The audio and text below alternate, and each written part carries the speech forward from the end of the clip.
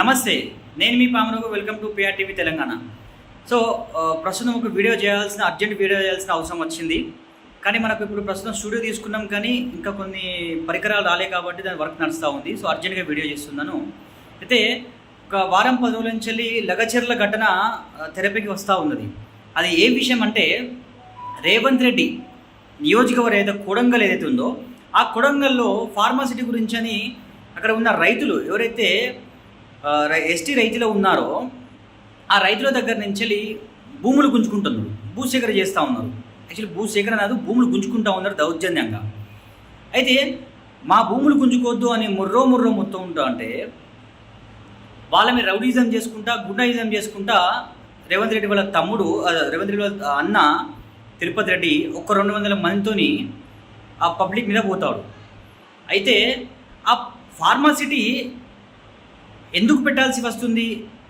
మరి ఆ ఫార్మాసిటీ వల్ల ఎవరికి లాభమా అంటే అందరికి నష్టమే. మాది అదే ప్రభుత్వ ఉద్యోగాలు కల్పిస్తారా అంటే ప్రభుత్వ ఉద్యోగాలు కాదు, మా స్థానికులకు ఉద్యోగాలు కల్పిస్తారంటే అది కూడా గ్యారంటీ లేదు. సో ఫార్మాసిటీలో జాబ్ రావాలంటే కూడా వారు మెడిసిన్ చదువుకొని ఉండాలి, వారికి మెడికల్ పట్ల కొంతమంది అవగాహన కలిగి ఉండాలి. కానీ అయితే రేవంత్ రెడ్డి అక్కడ మీ భూములు ఇయ్యమో అని ముర్రోని మొత్తుకుంటే, అక్కడ దగ్గర ఒక 1000 మంది పోలీసులతోని రాత్రి దౌర్జన్యం చేసి వాళ్ళు పట్టా పాస్బుక్లు కానివ్వండి, ఇవి అవి గుంజుకునే ప్రయత్నం చేస్తున్నారు. తర్వాత అక్కడ కలెక్టర్ గారు అక్కడ ఏంది కథ గారు కానీ అని తెలుసుకుని నిజ నిర్ధారణ తెలుసుకుందామని పోతే, అక్కడ మరి వాళ్ళు బీఆర్ఎస్ గుండాలా కాంగ్రెస్ గుండాలా కావాల్సుకొని తిరుపతి రెడ్డి పంపించిండా అవన్నీ తెలియదు. కానీ కలెక్టర్ మీద దాడి చేసినట్టు రేవంత్ రెడ్డి కానీ రేవంత్ సర్కార్ కానీ బీఆర్ఎస్ పార్టీ కలెక్టర్ మీద దాడి, బీఆర్ఎస్ పార్టీ కార్యకర్తలు, బీఆర్ఎస్ పార్టీ గుండాలు కలెక్టర్ మీద దాడి చేశాయని కాంగ్రెస్ పార్టీ వీళ్ళ మీద దుష్ప్రచారం చేస్తూ ఉన్నది. అయితే కలెక్టర్ గారే స్వయంగా చెప్పినారు ఏమని, నా మీద ఎలాంటి దాడి జరగలేదు అని. అయినా కూడా రాత్రి 1000 మంది పోలీసులతోని బెటాలియన్తోని ఆ లగచర్లకు పోయి అక్కడ స్థానిక ప్రజలు ఎవరైతే ఉన్నారో ఎస్టీ బిడ్డలు వాళ్ళందరినీ తీసుకుపోయి సంగారెడ్డి జైల్లో పెట్టి చితకబాదిల్లు. ఎట్లా అంటే కదా, ఒక థర్డ్ డిగ్రీ లాగా జైల్లో పెట్టిల్లు. సో వెంటనే కేటీఆర్ గారు పోయి లేకపోతే లీగల్ టీం కోర్టు స్పందించి చాలామంది బెయిల్ ఇచ్చేసిన తర్వాత కొంతమంది జైల్లో ఉన్నారు. అయితే ఇవాళ ఎస్టీ కమిషన్ కూడా ఈ రేపు వెళ్తూ ఉన్నది, అక్కడ ఏం జరిగింది అని చూసే ప్రయత్నం చేస్తూ ఉన్నారు. అయితే రేవంత్ రెడ్డి సర్కార్ ఈ పోలీసు బలగాలను ఉపయోగించి ఇవాళ ఈటెల రాజేందర్ గారు లగచెల్లకు పోతూ ఉంటే, మొయినాబాద్ కాడ ఈటెల రాజేందర్ గారు కానీ డీకే అరుణ గారు లగచెల్లకు పోతూ ఉంటే మొయినాబాద్ కాడ అరెస్ట్ చేసిండు. ఎందుకు రేవంత్ రెడ్డి నీకు ఉచ్చబడతా ఉంది వీళ్ళు లగచెల్లకు వస్తూ ఉంటే? ఎందుకు నీకు భయం అవుతా ఉంది? నీకు కొడంగల్లో ఏదైతే ఫార్మాసిటీ పెట్టాలనుకుంటున్నావో నువ్వు ఒక మాట, నువ్వు భూములు గుంజుకుంటున్నావు అక్కడ, సరే ఓకే. వాళ్ళకి ఏమంటున్నావు, మాకు భూములు ఇవ్వండి మీకు తిదిలిస్తాను. ఓ సన్నాసి వాళ్ళ బతికే భూమి మీద, వాళ్ళ బతికే పొలాల మీద, వాళ్ళ పొలాలు చేసుకుంటా, భూమి దున్నుకుంటా, వాళ్ళు ఏదో రైతు పండించుకుంటా వాళ్ళు జీవనోపాధి నడిపిస్తూ ఉంటారు. ఇల్లు ఎక్కడైనా ఉండొచ్చు, కిరాయో ఎట్లనో అట్లా ఉండొచ్చు, కానీ వాళ్ళకి భూమి ఉండాలి కదా పండించుకోవడానికి. అది లేదు. అదే వాళ్ళని ఇప్పుడు పరామర్శించడానికి పోతూ ఉన్నది ఎవరు, డీకే అరుణక్క ఉన్నో ఈటెల రాజేందర్ గారు. మొయినాబాద్ కూడా అరెస్ట్ చేసినావు. నీకెందుకు అంటే, నీ అన్న 200 మంది గుండాలను తీసుకుపోయి లగచెల్లలో రాత్రిపూట భయభ్రాంతులకు గురి చేయొచ్చు పబ్లిక్ని. మీరు సంతకాలు పెట్టకపోతే మీ ఇంట్లో ఎవరు జైల్లో ఉంటారు, జైల్లోనే ఉంటారు, బయటికి రారని బెదిరిస్తూ ఉంటారు. మీ అన్న అక్కడ కుర్చీ చేసుకొని పెద్ద తోపు తుర్రంలాగా మరి నీ అన్నని ఎందుకు అరెస్ట్ చేపియవు? నీ అన్న మీద కేసులు పెట్టిపియవు?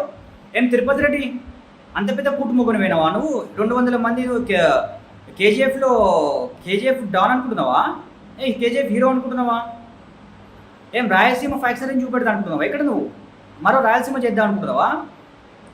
ప్రశాంతంగా ఉన్న తెలంగాణలో మళ్ళీ ఎందుకు గుడ్డైజం సైడ్ చూపిస్తూ ఉన్నావు, ఎటు నడిపిస్తూ ఉన్నావు? ఈటెల రాజేందర్ గారు ఏమంటా ఉన్నాడు, లగచెర్ల బాధితులు అసలు నిజంగానే ఏం జరిగింది, వాళ్ళు భూములు ఎందుకు గుంజుకుంటా ఉన్నారు, వాళ్ళు భూములు ఇవ్వడం ఇష్టం లేనప్పుడు మీరు ఎందుకు బలవంతం గుంజుకుంటా ఉన్నారు అని పోతా ఉన్నారు. సరే, ఈటెల రాజేందర్ గారు మల్కాజిగిరి ఎంపీ, ఓకే ఫైన్.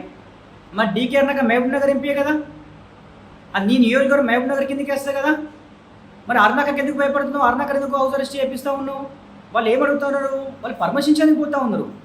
ఎందుకు డీకే అరుణకుమార్ ఈటల రాజేందర్ గారు ఆడికి వస్తే వాళ్ళ మీ బండారం మొత్తం బయటపడుతుంది. మీ బండారం మొత్తం కేంద్రం తీసుకుపోయి అమిత్ షా గారికి మోడీ గారికి నడ్డా గారికి కూడా పెడతాము. ఈ ఫార్మసిటీ అనేది పెద్ద లత్కూర్ పంచాయతీ అని వాళ్ళు చెప్తారని మీకు ఉచ్చబడతా ఉందా అని కూడా చెప్తా ఉన్నా. మీరు స్థానికులకు ఉద్యోగాలు ఇస్తాము ఫార్మసిటీలో అని చెప్తా ఉన్నారు. అది ఇవ్వడానికి నమ్మకం లేదు. ఆయన ఫార్మసీలో వచ్చేది ఎంత మాట 10,000 జీతము, ఏదో వానికి ఏదో చిన్నపాటి ఉపాధి కల్పిస్తారుగా వచ్చి. ఫార్మాసిటీలో క్యూఏ అనేది ఒకటి అవి ఉంటాయి, క్యూఏ క్యూసీ అవన్నీ కొన్ని ఉంటాయి అందులో డిపార్ట్మెంట్స్. సో అందులో కంపల్సరీ చదువుకున్న వాళ్ళు కావాలి, మెడిసిన్ చదువుకున్న వాళ్ళు కావాలి. పాపం ఊర్లలో ఎంత 10, 12 తరగతి చదువుకున్న వాళ్ళు కొంతమంది అందరి గురించి మాట్లాడతాను. గిరిజన బిడ్డలు మళ్ళీ కొంచెము చదువు మీద అంత ఇంట్రెస్ట్ ఉండదు, ఎందుకంటే చిన్నప్పటి నుంచి రైతు మన పంట పండించుకుంటే వాళ్ళు ఉంటారు కాబట్టి. అలాంటి బిడ్డలను నువ్వు ఇవాళ రజాకార్ల లెక్క బరితెగించి రైతుల మీద రైతన్న అంటే రైతన్న గుర్తుపెట్టుకో రేవంత్, నీ పేరుతోనే పిలుస్తారు రేవంత్, గుర్తుపెట్టుకో. ఎప్పుడైతే రైతన్న కంట్లో నుంచి వెళ్ళి కంటి తిరిగి కాడుతుందో ఆ రాష్ట్రం ఎప్పుడు బాగుపడదు, గుర్తుపెట్టుకో రేవంత్. నువ్వు కూడా ఎప్పుడు బాగుపడవు, రైతుల ఉసురు పోసుకోకు. ఇలా మోయినాబాద్ కూడా ఈటల రాజేందర్ని అరెస్ట్ చేస్తారు. ఈటల రాజేందర్ ఏమడుగుతా ఉన్నాడు, అరే వాళ్ళ భూములు ఎందుకు గుంజుకుంటా ఉన్నారా, భూములు గుంజుకుని ఇల్లు ఇస్తా అంటున్నారు, ఇంట్లో కూర్చొని చెక్క భజన చేసుకుంటుంటారా, లేకపోతే వాళ్ళు ఇంట్లో కూర్చొని ఏం చేస్తుంటారు, భజన చేసుకుంటుంటారా? అరే భూమి ఉంటేనే కదా వాళ్ళకి ఏదైనా ఉపాధి ఉండేది. మేము భూమి గుంజుకొని మా భూమి అంటే మీకు ఇల్లు ఇస్తామంటే ఏం చేసుకో, ఇల్లు పెట్టుకోవాలి, ఇల్లు తీసుకొని ఇల్లు కిరాయిని ఉండొచ్చు రేవంత్. ఇప్పటికైనా ఈ దౌర్జన్యం మాపు రేవంత్. వాళ్ళకు భూములు ఇవ్వడం ఇష్టం లేనప్పుడు వాళ్ళకు గుంజుకోకు, లేదా నువ్వు ఎక్కడైనా కబ్జా చేసుకునే భూములు ఉంటాయి కదా, లేకపోతే నీ సొంత భూములు ఉంటాయి కదా, నువ్వు పటేల్, నా తాత పోలీస్ పటేలు, నా అయ్య పోలీస్ పటేలు, ఈ పటేలు ఆ పటేలు అంటావు కదా, నువ్వు నీకున్న 1000 ఎకరాల భూములు ఉంటే 1000 ఎకరాల భూములలో పెట్టుకోపు ఫార్మసిటీ. ఎందుకు వీళ్ళ కుప్పలు మూస్తున్నావు, ఎందుకు వీళ్ళు ఉసురు పూసుకుంటున్నావు రేవంత్? నేను చెప్తా ఉన్నా రేవంత్, గుర్తుపెట్టుకో. ఈటల రాజేందర్ జోలికి వస్తే, డీకే అరుణకుమార్ జోలికి వచ్చినా, లేదా బీజేపీ పార్టీకి సంబంధించిన ఎమ్మెల్యేల జోలికి వచ్చినా, ఎంపీల జోలికి వచ్చినా, పరామర్శించడానికి పోతున్నప్పుడు ఎవరినన్నా ఆపి అరెస్టులు చేసి జైలుకి పంపిస్తా అంటే కదా, నీకు తెలుసు ఎట్లుంటుందో లోపల వెనక. నువ్వు అనుకుంటున్నావు కావచ్చు, నువ్వు ఆడిందే ఆట పాడిందే పాట ఈ 5 సంవత్సరాలు అనుకుంటున్నావు కావచ్చు బిడ్డ. 4 సంవత్సరాలు నాకు తెలిసి 4 సంవత్సరాలు ఉండవు. నీ పార్టీలో నీ గుణపం దింపుతా ఉన్నారు అందరూ, నీ మంత్రులే. ఉన్నది కాపాడుకో, ఏదో luck chance by luck chance నీకు వచ్చింది, ఆ ఛాన్స్ కాపాడుకోకని నియంత్రణ పాలన చేయకు. నీ ఇంట్లో కంట్రోల్ చేసుకో, నీ అన్నం కూడా కంట్రోల్లో పెట్టు.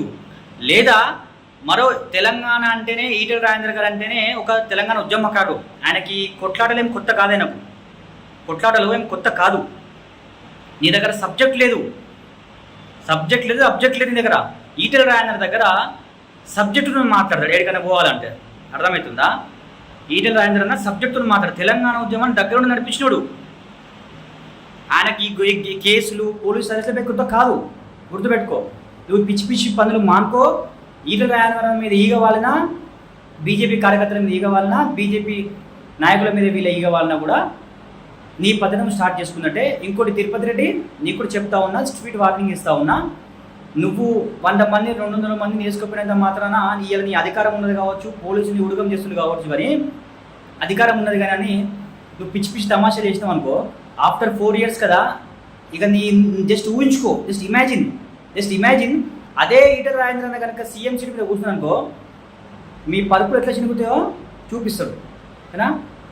ప్రజలారా, సో ఇది నేను ఒక ఎంపీలను టార్గెట్ చేసి వాళ్ళు అరెస్ట్ చేసింది కాబట్టి మాట్లాడుతూ ఉన్నా కానీ, ఆవేశంతో మాట్లాడుతూ ఉన్నా కానీ, ఎందుకంటే అక్కడ రైతులను అరిగోసపుచ్చుకుంటూ ఉన్నారు, రైతులను జైలు వేసి అక్కడ 3rd degree చేస్తూ ఉన్నారు. సో ఆ బాధతో చెప్తా ఉంది. ఎందుకంటే ఇలా 4 ఏళ్ళు 5 ఏళ్ళు లోపలికి పోతుంది, ఒక ముద్దమని తింటున్నామంటే రైతన్న పండించిన పంటనే. రైతన్న లేకపోతే దేశం లేదు, సమాజం లేదు, మనం లేదు, నువ్వు లేదు, నేను లేదు. గుర్తుపెట్టుకో రేవంత్, ఇప్పటికైనా సిగ్గు తెచ్చుకొని ఇలాంటి పనులు చేయకుండా ఇప్పటికైనా గౌరవ నీ తోటి ఎమ్మెల్యేలు కానివ్వండి, నువ్వు కూడా ఎంపీగా పనిచేసినావు కదా. సో అదే మల్కాజ్గిరి ఎంపీకి పనిచేసినావు కదా. మల్కాజ్గిరి గెలిచిన తర్వాత నువ్వు ఒక్కసారి కూడా పోలేదు, ఓకేనా? అదే మల్కాజ్గిరిలో ఈటల రాజేందర్ గెలిచిన తర్వాత ఇప్పటికి 15వ సారి పోయిండు, ఇప్పటికి 15 సార్లు రౌండ్ వేసిండు మల్కాజ్గిరిలో. ఇంటింటి గడపకు తిరుగుతూ ఉన్నాడు. ఎవరెవరు ఎక్కడ పోతూ ఉన్నారో, ఏం బాధ ఉన్నారో, ఏం కష్టాలు ఉందో అడిగి తెలుసుకుంటా ఉన్నారు. సో ఇప్పటికైనా సిగ్గు తెచ్చుకొని తిరుపతి రెడ్డి ఇవి మానుకో. ఈటల రాజేంద్ర జోలికి వచ్చినా, బీజేపీ నాయకుల జోలికి వచ్చినా ఊరుకోరు. బీజేపీ కార్యకర్తలను టచ్ చేస్తే మాత్రం బీజేపీ కార్యకర్తలు ఆషమాషి కాదు, చీల్చి చెండాలుతారు మిమ్మల్ని. అర్థమవుతుందా? రైట్.